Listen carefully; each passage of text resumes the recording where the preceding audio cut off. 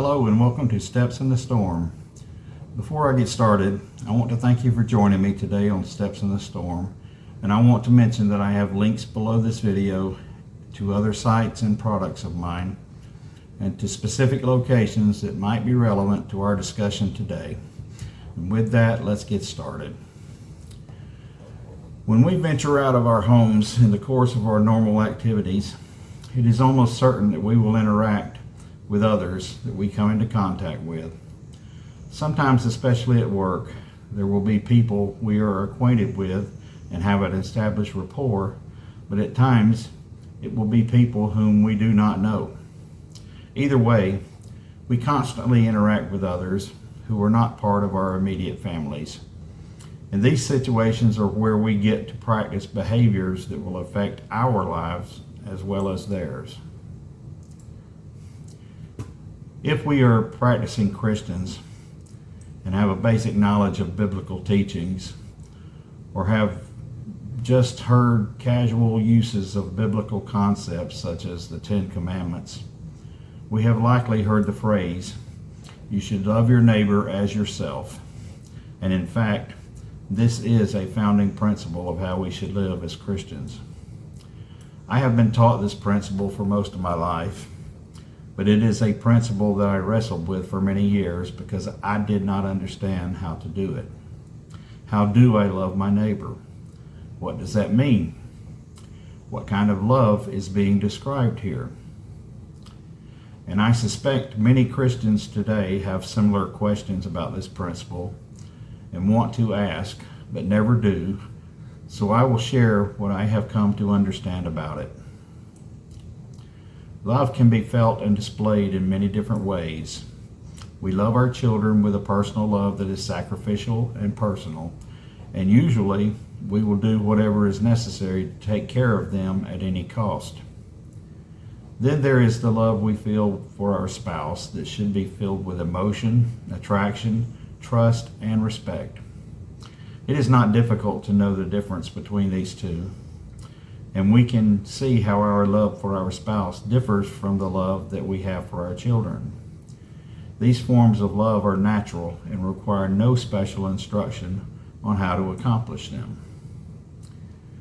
There is another form of love, however, that we as Christians are commanded to have and practice in our lives. It is love for our neighbors, i.e., everyone else. The ones not in the categories that we mentioned above. This one is a little more difficult though, and unfortunately most Christians and non-Christians alike don't practice it, and I am as guilty as others. It is easy to understand how we might be able to love our friends with less shallow love than our family, but what about everyone else? How are we supposed to love strangers, someone we don't know personally, or in some cases don't even like? How do we show love for that stranger standing next to us in line at the supermarket? Starting a conversation with a stranger is difficult enough, but showing them love? What does this mean? It seems too much, but let's dig deeper. The concept is not that difficult. The love we are commanded to have as Christians for our fellow man can best be described by the example that Jesus set for us when he walked here on earth. He showed love to everyone by showing respect, compassion, and mercy, and by truly caring for them and their needs. When he spoke, his concern and caring were displayed in his voice, as evidenced by his words recorded in the Bible. Jesus did not judge strangers based on their appearance, position in life, occupation, or more importantly, their history. He welcomed and showed them compassion to every person he encountered, even to those who tried to harm him. His actions demonstrated that he was different and that he truly loved them, and this is the example that we are supposed to use.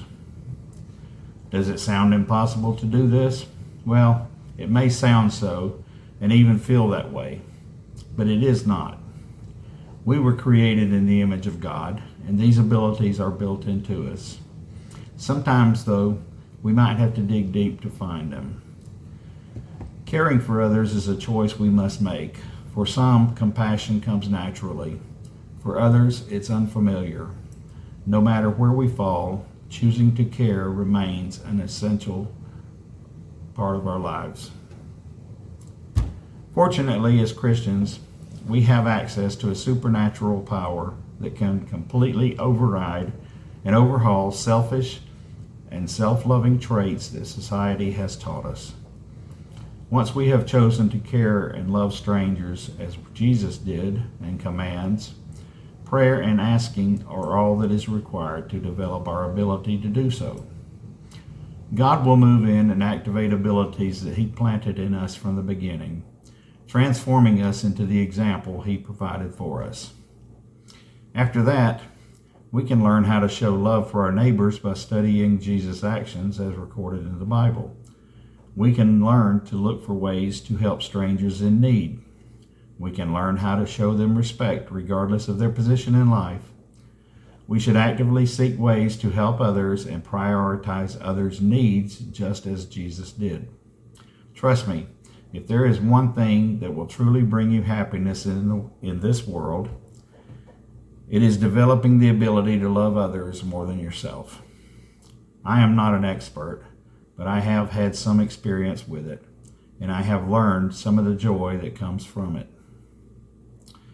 We must learn to love others as we love ourselves. This is what God commands of us, and He is willing to provide us with all the tools necessary to accomplish it, but only if we are willing to ask Him for this and then put it into practice.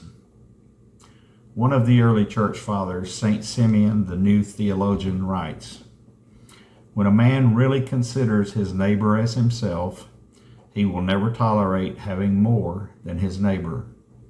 If he does have more, but refuses to share things generously until he himself becomes as poor as his neighbor, then he will find that he has not fulfilled the commandment of the Master.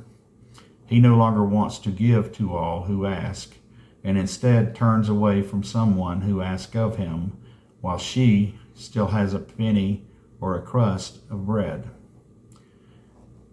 He has not treated his neighbor as he would like to be treated by him. In fact, even if a man had given food and drink and clothes to all the poor, even the least, and had done everything else for them, he has only to despise or neglect a single one, and it will be reckoned as if he had passed by Christ and God, and he was hungry and thirsty." I hope this video, How Do We Love Our Neighbors, has been helpful and has provided a better understanding of this biblical teaching. If you are enjoying this content, please subscribe and hit the like button, and as usual, comments are always welcome. Also, check out the links below to additional sites of mine that you might find interesting. Hit the like and subscribe button if you would, please. That will help me with my rankings on YouTube. And I hope you all have a wonderful day, and I look forward to seeing you here again for my next video. Have a blessed day.